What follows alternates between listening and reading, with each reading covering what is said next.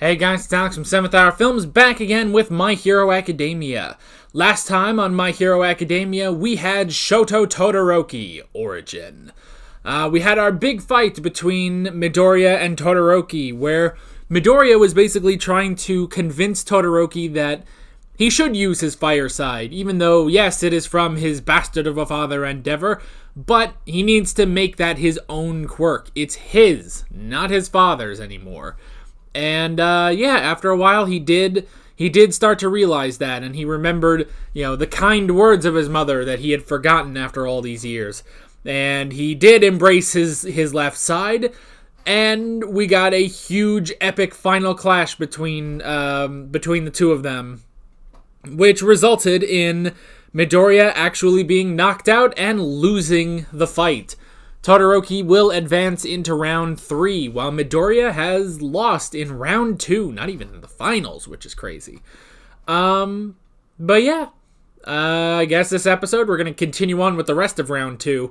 I don't know how any of these fights are going to top Midoriya versus Todoroki, so we will have to see. And Midoriya took quite the brutal beatdown in that fight as well, both from Todoroki and just using One for All at its max potential, at using it at 100% so many times and shattering so many different appendages. So, Midoriya might be out for a little bit, is basically what I'm saying. So, yeah, that's pretty much that. This is where I say no spoilers in the comments whatsoever. This is also where I say that if you want to watch my reaction to this episode of My Hero Academia... unfortunately, it is not in this video due to copyright problems that I have had in the past. So, what you gotta do is you head down in the description or to the pinned comment on this video, and there'll be a link there. You go, you click it, and that will take you to my reaction, where the footage is in the corner. It's all edited and nice and good. And when you're done with that, you can pop right back over here to this YouTube video for the discussion on this episode, which I always encourage. So, yeah, let's get right into this episode of My Hero Academia. Here we go.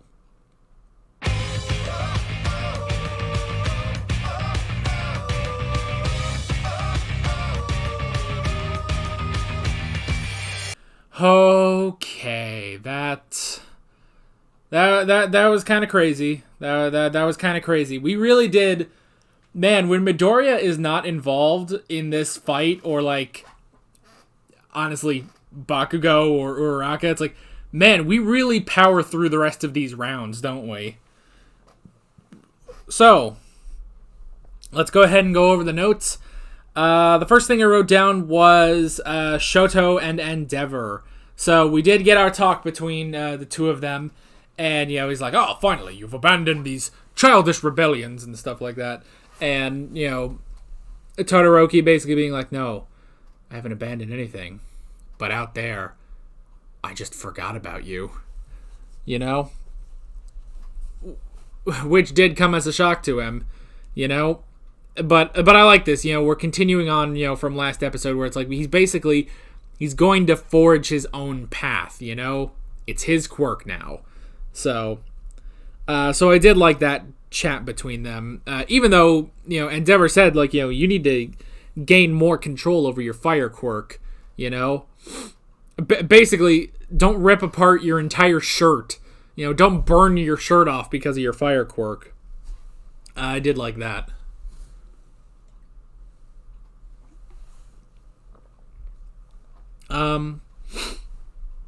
The next thing I wrote down was surgery. So yeah, Midoriya's injuries were so severe that it actually required surgery to remove a lot of the bone fragments. And yeah, like she said, his right arm will never be the same again. It's like, that's not great. He's already got kind of like permanent damage to his right arm, And she even said, look, it's like your right arm is crooked.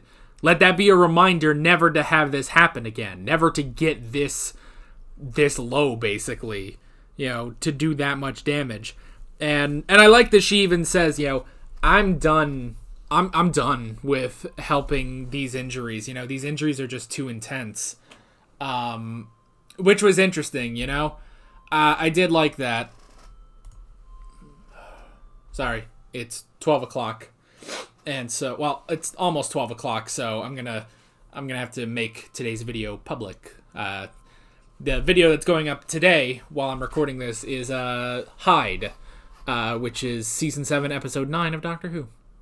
A little trivia, a little behind the scenes for you. Anyway, so yeah, she will not heal these kinds of injuries anymore. Basically these self-inflicted injuries that are caused by One for All. She's done healing that because he needs to stop. He can't keep basically relying on her for all this, which makes sense. She's starting to, she's putting her foot down basically, because Recovery Girl has said multiple times, what does this child do? What does he do to himself? And she's kind of gotten on to All Might about it, which is interesting. So yeah, I did like that. I also liked when, everyone came in because they wanted to check on Midoriya, and they all wanted to check on him, and then All Might is just there. All Might is just there, in his weaker form, and none of them put it together that that's him. Uraraka's just like, oh, hi, it's nice to meet you. I was like, hi. It's like, yeah, it's so interesting, in this superhero world where honestly, hero identities are not like secret identities are not a thing, except for All Might. All Might is the only one that has these sort of, this sort of secret identity that he keeps, which he has to, because he also has to keep the secret of One for All. So yeah, that was also interesting. Just the fact that none of them recognize him, in the slightest. They can't put it together. Granted, they're mainly focused on, Midoriya, making sure he's okay, so it makes sense. And then I wrote down round 2. So, round 2, we had round 2. The rest of round 2, we had Iida versus Shiozaki. Iida won, and I like that he just went in and just took her down. I love that, how much he uses his speed. It was really great.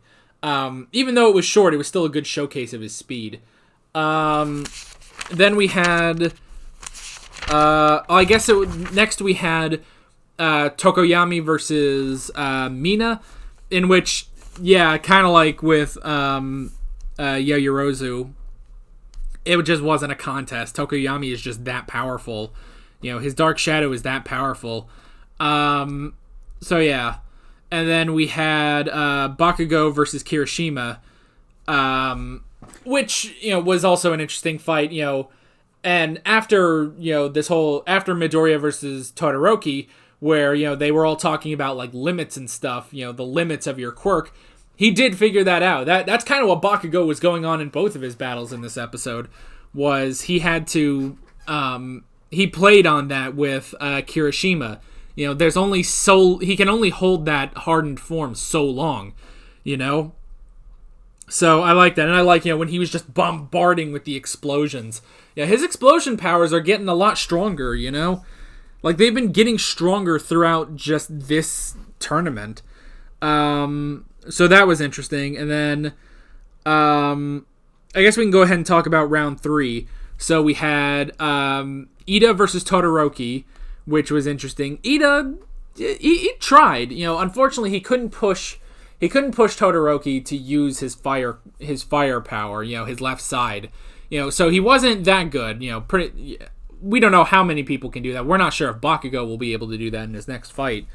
But he did. He actually landed some solid hits in there. When he's running all around. First off, he's dodging the ice. Something Midoriya could not do. Midoriya just had to keep flicking at it, whereas Iida was actually able to dodge the ice because he's that fast. And I did like, I did like the fact that he did his, super high speed to kick. He kicked the crap out of Todoroki, really. And it could have worked. He grabbed him, he was running. But it's interesting with Iida's engines that, something I didn't realize is that, when his engines basically, are down, he basically can't move. Like, he can't even really walk, So we saw that in the cavalry battle with, when his engine stalled out, he practically couldn't walk.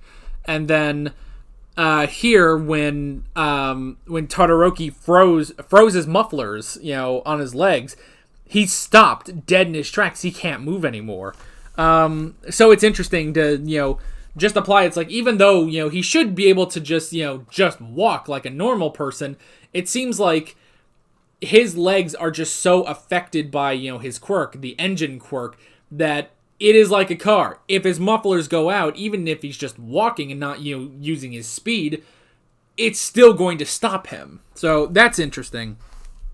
Then we also had Tokoyami versus Bakugo, which was interesting with because it made sense. There was already a lot of light in here, so it was hard. It was always kind of difficult for Dark Shadow to be used properly, but against his last two opponents, it still worked out. Dark Shadow is still strong enough. Against Bakugo, that's another story, and especially because Bakugo is creating light, basically. He is creating all this light from his explosions. So, and then once he figured that out, he started bombarding Dark Shadow with it. So, it made sense that he won that round, even if he was a dick about it, And so now we will have Todoroki versus Bakugo. Bakugo is incredibly powerful, but now with his left side, I don't know if Bakugo can beat Todoroki. Now that, Todoroki is willing to use his left side, I don't know if Bakugo could win, I don't know. Maybe. We'll have to see.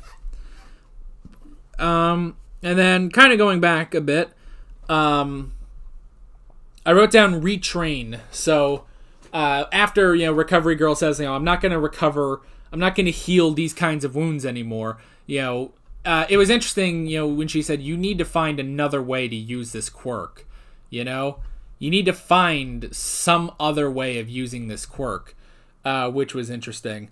So basically, the two of them are gonna have to go back to the drawing board, figure out what else to do.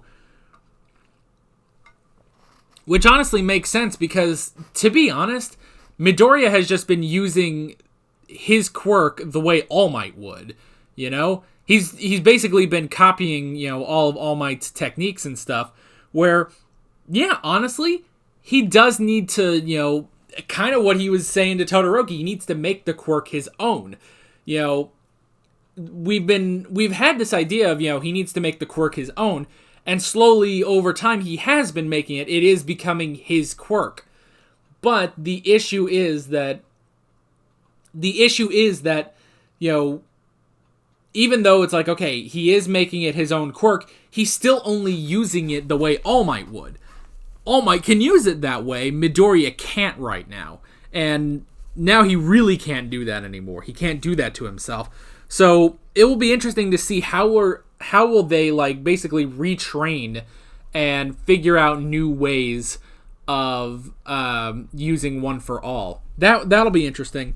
And the other thing I wrote down was quirkless.